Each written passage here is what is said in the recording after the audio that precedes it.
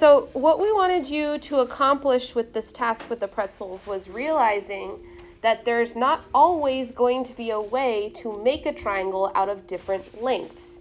So when we started the equilateral triangle with 12 pretzels, how many were on each side?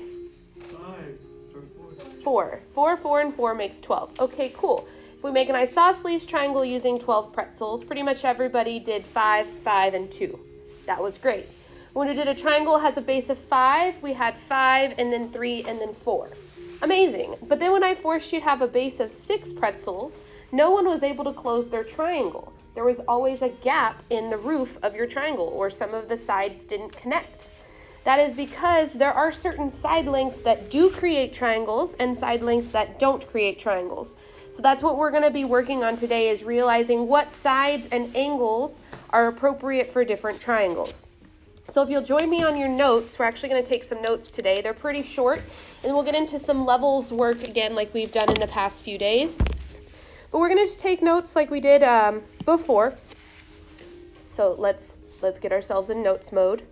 So as a reminder, when we're naming an angle, the angle is named by the vertex. So we could call this angle here angle A, or, oh no, yeah, will you change my screen?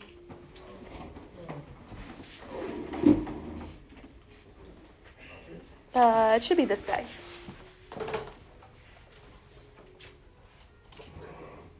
Boom. Okay, great. Thank you. So it can be labeled by just the vertex. So we can call this angle A. That's the first way we can name an angle. We would say angle A. Or we can name it with 3 letters, the point on each ray and the vertex in a particular order. So we could also name this one angle CAB. Because if we follow the order, CAB. You guys got really good at this when we did our levels in the past few weeks, making sure you named your triangles appropriately. So I think that this idea makes sense to us. So we have some angle side relationships for one particular triangle. It says if one side of a triangle is bigger than another side, then the angle opposite the longer side is bigger than the angle opposite the shorter side.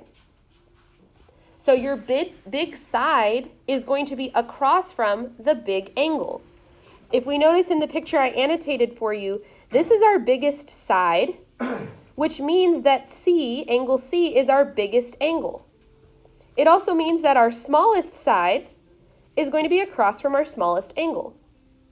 Does that make sense? Big side, big angle, right across from it. Smallest side, smallest angle, right across from it. The same thing is going to happen for the angles, so we can reverse this idea. If one angle of a triangle is bigger than another angle, then the side opposite the larger angle is also bigger than the side opposite the smallest angle. So if we look, this is our smallest angle, 30 degrees, which means that this is our smallest side across from it. Our biggest angle is 50 degrees, so our biggest side is across from it. Do we understand the idea of across from it? Yeah, so if I drew an arrow from 50 across, that's going from the biggest angle to the biggest side. That has to be the case for all triangles.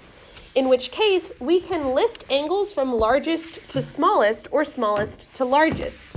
So what we're going to do today, whenever we're doing this, is we're actually going to label the triangles with whatever we're given with the words small, medium, large, or just the letters S, M, L for small, medium, large. So if we look, I already did this one basically for you. We can see that side length AB is the smallest, BC is the medium, AC is the large. Let's color code. Our largest we're going to color code for me red. Our medium for me is going to be blue, and our smallest is going to be green. We have small, medium, large. If we're trying to list out the angles, small, medium, large, in that order, all we need to do is look across from the side length that's small and find the angle. So directly across from the side length that's smallest, what angle is there? Angle C. So the smallest angle is angle C. What is directly across from the medium side, sorry? Angle A. So that one's going to be the medium angle. Which one's going to be the largest angle? angle B. Small, medium, large. Make sense?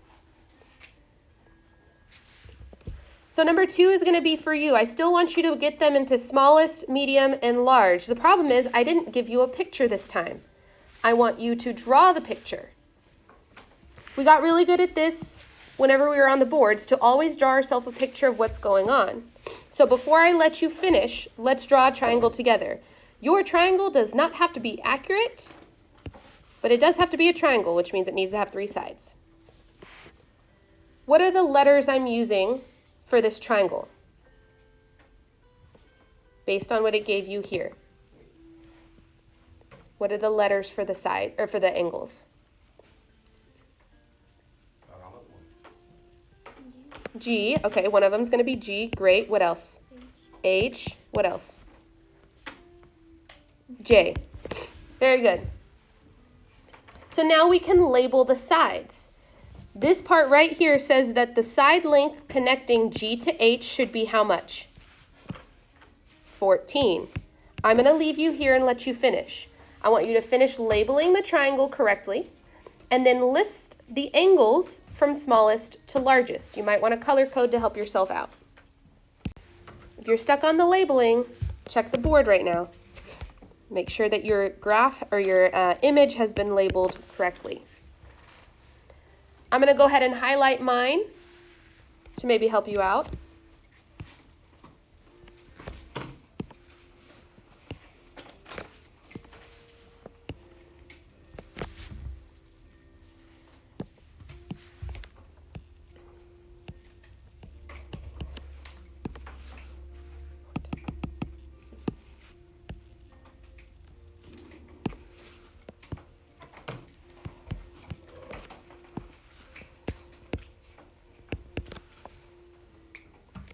So if this is the case, and we have these labeled, we know that HJ is the largest side.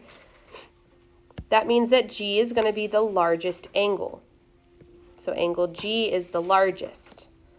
My smallest is going to be across from GJ, since that's the smallest side. So my smallest angle is angle H, which means that my medium angle is across from my medium side. It would be J. Questions, comments, concerns? Now remember, I do actually want you to list out the words small, medium, large next to the side lengths. If you just want to use SML for small, medium, large, that's fine. But I want to see those words or those letters on your paper so we know what you're thinking.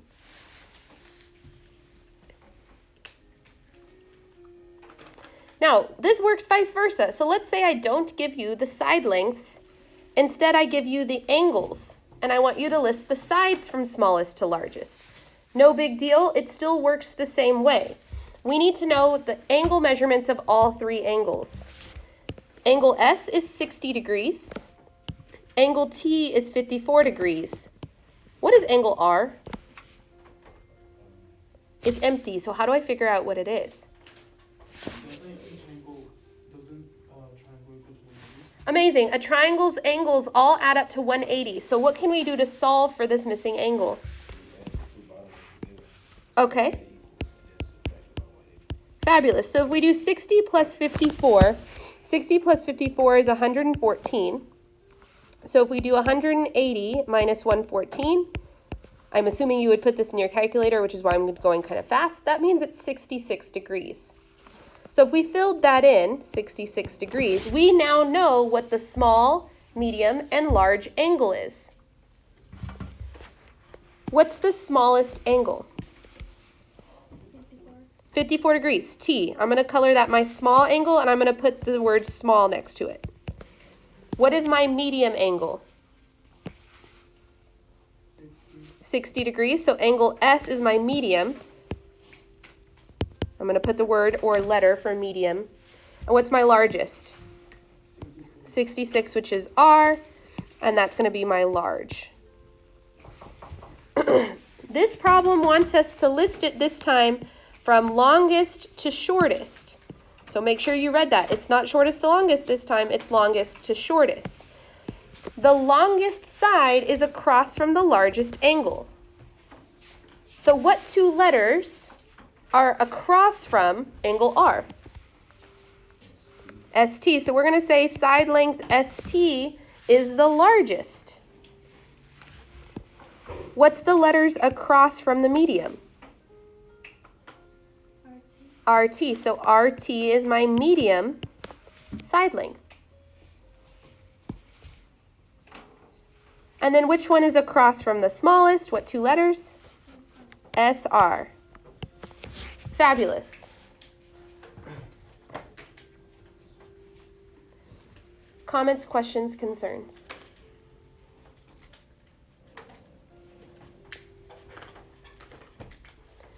If you look at question number 4, obviously I did some of it for you. Let's look through what I've already done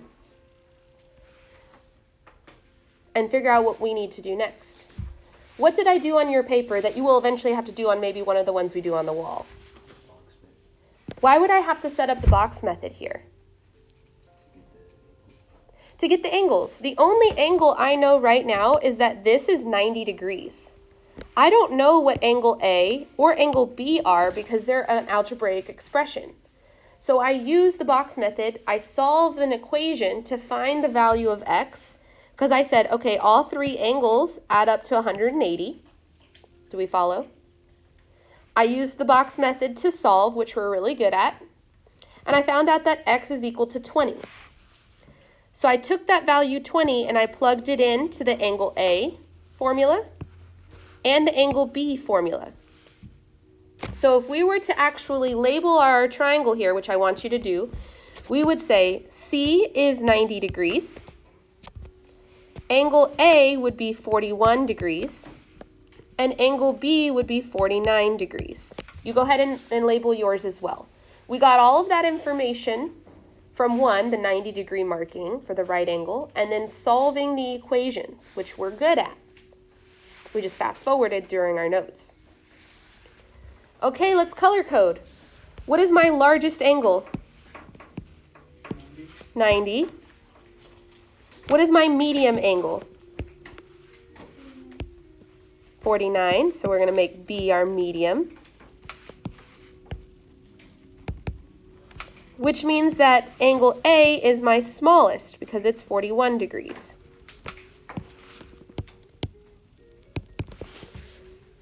Let's make sure you guys know how to pick the right letters to answer this question. I want you to fill in the 3 blanks. Remember, I want largest to smallest in the blanks. I just want to make sure you know how to name these things for me. All right, let's see how we're doing.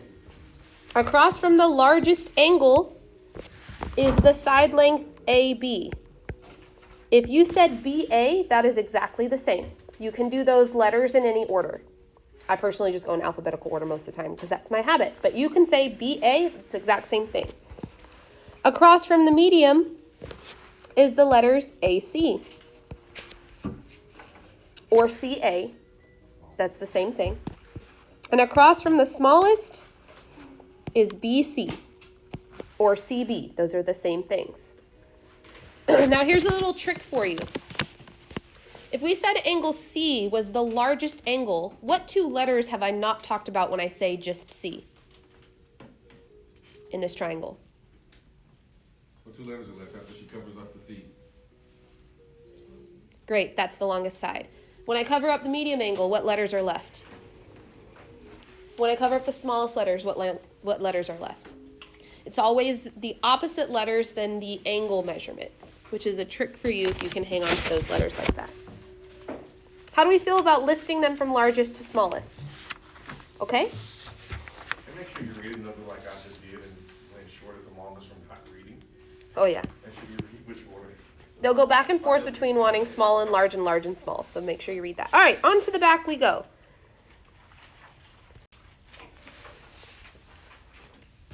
The triangle inequality theorem is kind of what happened when we did our pretzel experiment at the beginning of class.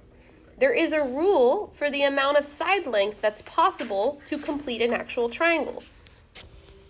The theorem says that the sum of the lengths of any two sides of a triangle is greater than the length of the third side, which is a lot of words to really say that you must have the small and medium must be greater than the large.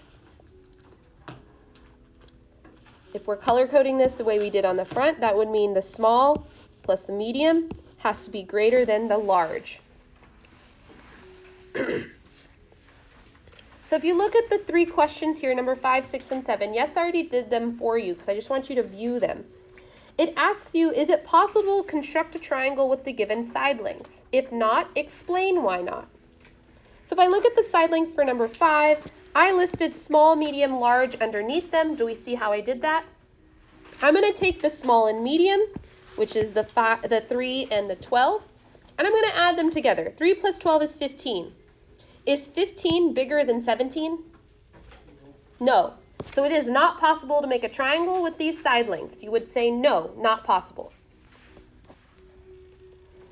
For number 6, again, I list them small, medium, large. Notice they were not in the right order. But I take the small and the medium. 5 plus 16 is equal to 21. Is 21 bigger than 21? No, it's equal to it, but it's not bigger, so you still say no. But for the last one, when we see this example, small, medium, large, is 6 plus 10, which is 16, is 16 bigger than 11? Yes, so you'd say yes, it is possible to make that triangle. This is why it was impossible to make your triangle at the beginning of class with a base of 6. It meant that that longest side, the other two sides couldn't be longer than it because you only had 12 pretzels. They were equal to each other, not bigger. You would have needed one more to have a base of 6. Looking at number 8, again, I know I already did this one for you, but we're just going to go through it. It says a triangle has two sides with length of 5 and 13. Find the possible lengths for the third side. What did I do to figure this out? I added them. The two side lengths, I got 18. Then I did what? Subtracted them, I got 8. So my final answer is this inequality that says the value of my third side has to be between 8 and 18. Oh, thank you so much. We're going to edit these notes. Y'all go ahead and mark off these or equal tos. It has to be exclusively between 8 and 18, not including 8 and 18. Thank you so much, Mr. Williams.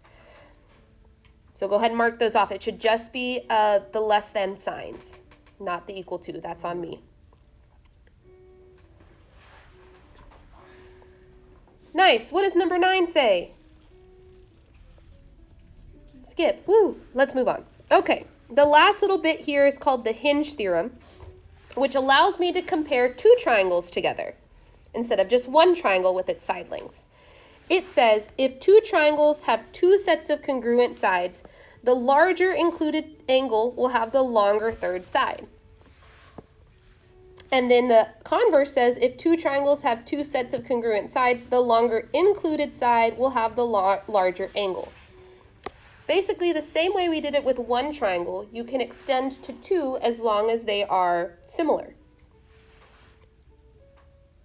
As long as they have, not similar, I used the wrong word. As long as they have two congruent sides, two sets of congruent sides. So for example, because this theorem doesn't make sense till you see it, we have these two triangles right here for part A. It says that AB is congruent to DE. So these two sides are the same length.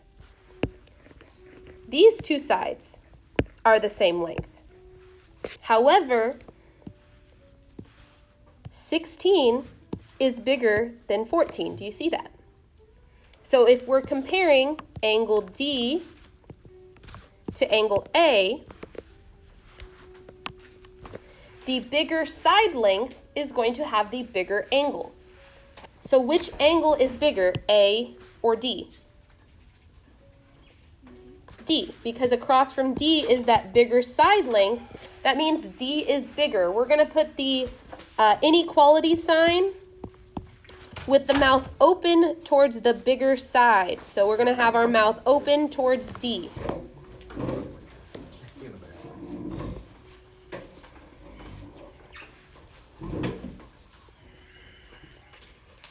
In part B, again, we have two sets of congruent side lengths. We have the tick marks. But we have two different sides to deal with. Which angle is bigger, angle A or angle D? A. So that means the side across from A is going to be bigger. So I need to put the mouth open towards those letters, BC, to show that BC is bigger than EF.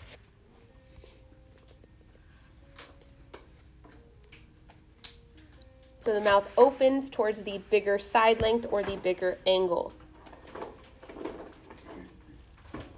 For part C, if we look at these triangles, what do we know about these kinds of triangles right here?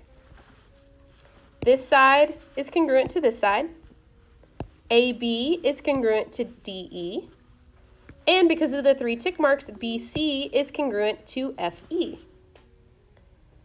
That means that if I look at the two congruent sides, the pairs of congruent sides, that means I have this angle, this side length and this side length. Which side length is bigger?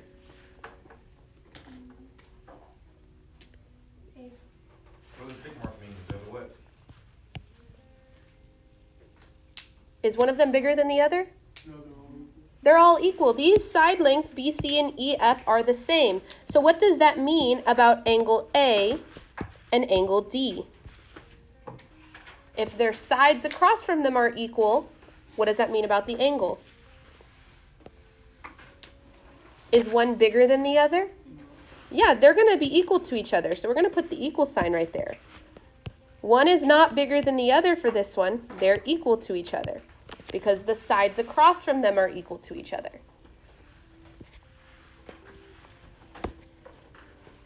The only way I can make this more difficult is if I take the triangles and I smush them together. So we are comparing angle 1 and angle 2.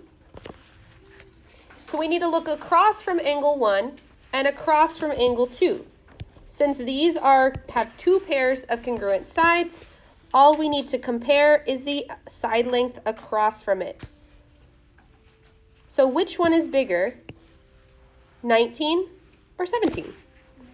Obviously, so that means that angle 1 is going to be bigger. I put the inequality mouth open towards angle 1 to show that it is bigger.